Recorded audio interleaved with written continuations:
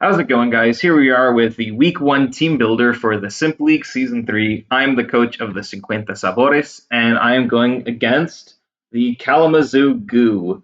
Their team is pretty interesting. It seems to be pretty focused around Regieleki and its insane speed. Regieleki is just a really insane Pokemon in general. It used to be hard-walled by ground types, but now that it can just terrestrialize into an ice type and obliterate them with Terra Blast, it's become a much scarier threat now. So we have to take very special measures against it.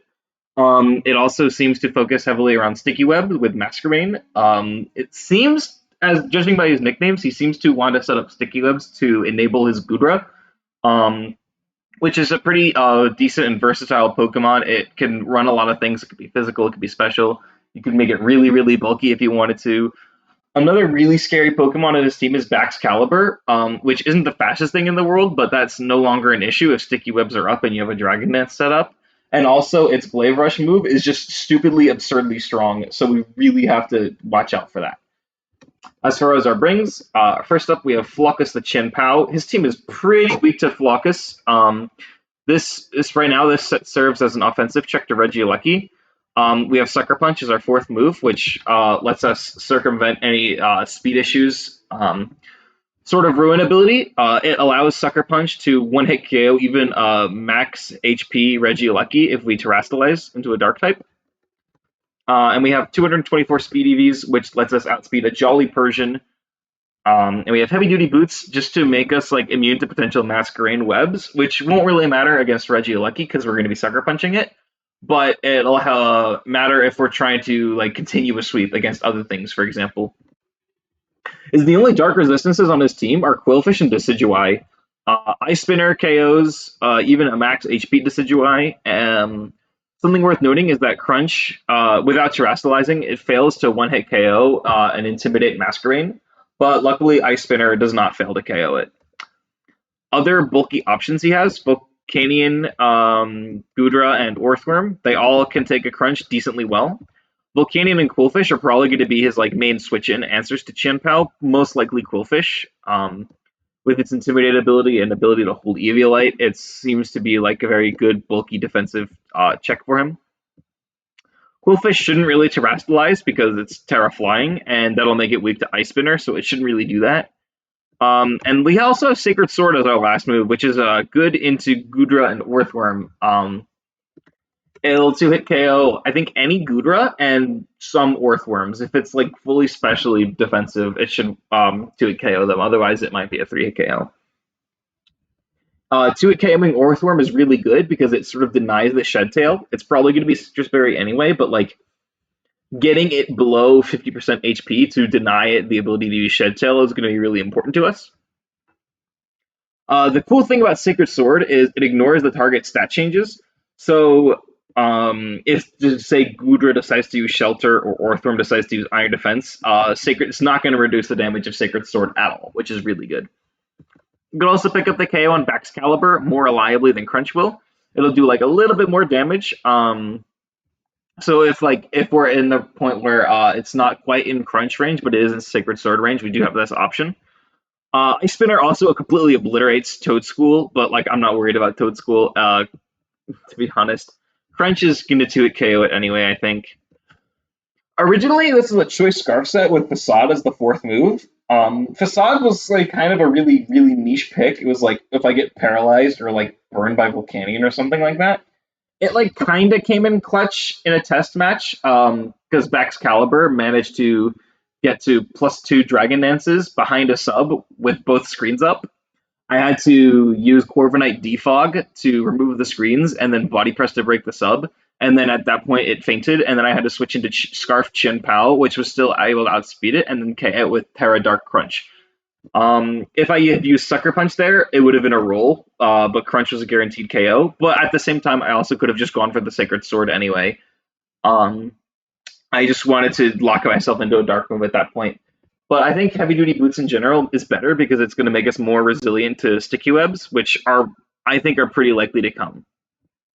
Next up is Niño Trufado, the Sandy Shocks. This is another interesting way of beating a special Regieleki.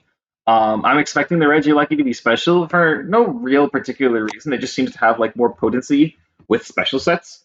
Um, this is an assault vest, and this is kind of going to be our anti-Regieleki lead in a sense. If he has Regieleki, he's probably going to lead it just to cause as much chaos as possible. We're going to lead his Sandy Shocks to sort of counter it. Notice we have an assault vest and a lot of special investment. This lets a modest itemless ice Terra Blast be a roll to 2-hit KO us. If it's like specs or something, it's guaranteed a 2-hit KO, but like it's not a 1-hit KO, which is the important part. Thanks to our assault vest and our special bulk. We have enough special attack EVs for Power Gem to 1-hit KO a 0 bulk ice type Regieleki. So like the idea is it'll terrestrialize into an ice type, and then we'll live the hit, and then we will 1-hit KO it with Power Gem. That's the main idea. We also have 8 speed EVs, which lets us outspeed any modest Volcanion. And then we can one-shot any... I think we can even one-shot max HP Volcanion with Earth Power. I could be wrong, though. I don't have the calc in front of me. Discharge is mainly there to spread paralysis. It doesn't have many. He doesn't have many electric weaknesses outside of like terrestrializing, but I don't think he's going to terrestrialize his Pokemon that are weak to electric. So I decided the best use of my electric staff is just to try to paralyze things. And then lastly, we have Volt Switch just to pivot ourselves out. Say we're out against Volcanion and like we know that Earth Power won't KO it because maybe it's like Assault Vest or screens are up or something like that. We can just bolt out, get a lot of damage off of it. It's also pretty solid into Earthworm, since we can't Earth Power it thanks to its Earth Eater ability, so we can Volt Switch out to get a little bit of momentum back. Next up, we have Odobranco, our Corviknight. S is going to be our main defensive Baxcalibur answer, and Adamant Neutral Glaive Rush does less than 25% to us, and even if he decides to terrestrialize, without any boosts at least, it's still not going to do a lot at all. And Adamant Neutral Icicle Crash is going to do 28 to 34% to us. This also completely walls Persian, at least physical variants of it. If it's a Silk Scarf, Terra Normal Double Edge does like 20% to us. It completely bounces off. If it's like a fully special set with like Thunderbolt, then it could be problematic, but I still think it fails to KO us, so I'm not too worried about it. Special Goodra with the right coverage moves could be difficult for us.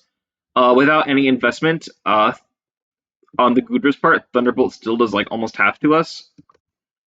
We have Body Press here. His team is like super weak to fighting. His only resistances are Masquerain and Espeon, which aren't really known for their defense, so he pretty much doesn't have any fighting resists at all, if we think about it that way, which is why we're trying to take advantage of Sacred Sword on Shenpao and Body Press on Corviknight. We have max physical bulk to maximize the damage from Body Press because it uses our defense stat for damage calculation. It does almost half to a max HP Baxcalibur, and it's likely a 2-hit KO on a fully offensive set, like max HP, max speed. And he's just good in general against a lot of his team. Like I said, his fighting weaknesses or his fighting resistances are like few and far between. He has like a lot of good weaknesses in Persian, Baxcalibur, Orthworm, Goodra. We don't, like I said, we don't really care about like Intimidate from Masquerain because of our Body Press. It goes off of our defenses that are attack. And also Body Press is a roll to KO max HP Goodra. Roost is there for recovery. It gets a little bit worse this gen because now it only has 8 PP instead of 16, but I don't really intend to use it 16 times, so I think we're fine. Defog removes hazards. He has a lot of hazards on his team. Our team doesn't really like webs that much, and more specifically, Sandy Shock doesn't like webs. Florges is kind of mid on them, and Regidrago really doesn't want to deal with webs, so that's why we have the defog support to try to remove webs. If he also decides to try to set up screens, we have defog as an option to get rid of that. Like I said, Masquerain he's probably going to try to set them up with Masquerain sticky webs. Quillfish might try to set up toxic spikes, or Thworm can set up stealth rock. And then U-turn is just an excellent pivoting move. So the reason, I don't know if you noticed, that we actually have 26 speed IVs on our Corviknight. And the reason for this is because I want to be slower than a fully uninvested Orthworm. So if I just go into here and I hit add Pokemon and I type Orthworm, right off the bat, you're going to see that it has 166 speed, okay? And I don't expect him to like change this at all. I don't expect him to put speed EVs in or take IVs away or give it a speed reducing nature or something like that. So um, remember, Orthworm is 166 speed. 26 IVs gives us 165 speed, so we're just a little bit slower than it. The reason for this is I want to try to have either our U-turn or our body press go before Orthworm shed tails. So if Orthworm uses shed tail, right, it cuts its health, it sets up a substitute, and then it switches out. Whatever switches in, I can either body press it the same turn to instantly break the sub, or I can U-turn out to play more reactively so that I can get something advantageous in. I was gonna go to level 97 at first to just guarantee that I'm slower, but I think it just makes the Baxcalibur matchup worse because my defense is gonna be like much lower, and I mean my health and defense are gonna be lower, so I'm gonna be taking more damage. My body presses are gonna be weaker, stuff like that, and it just seemed not worth it to me. Originally, I was after that I changed it to 0 speed IVs with a speed reducing nature just to be as slow as possible, just to cover for like a slower Orthworm in general, but like if he's gonna go slow Orthworm, he's just gonna go all the way slow. And I also decided that I do want to be faster than Gudra. If I'm faster than Gudra, I can like maybe finish it off with a body press, or I can get a roost off on it. If it's carrying Thunderbolt instead of Flamethrower, I can roost off. If I'm faster than it, I can roost, lose my flying type, and then take less damage from Thunderbolt. So that's a way to potentially beat it if it's carrying Thunderbolt instead of Flamethrower. So I think that this is the optimal set is 26 speed IVs, 1 point slower than untouched Orthworm. Next up, we have Uva, our Slowking. This is going to be our defensive Decidueye switch-in. An Adamant Choice Band Leaf Blade does 22 to 27% to us. Close combat and low kick, or what's the move called? Triple Arrow. They don't do that much to me, even if it decides to Terra Fighting. It's not that big a deal. Maybe the flinches from Triple Arrows could be a problem, but I'm not too worried about it. Knockoff could be potentially problematic, which is why we have Colberberry.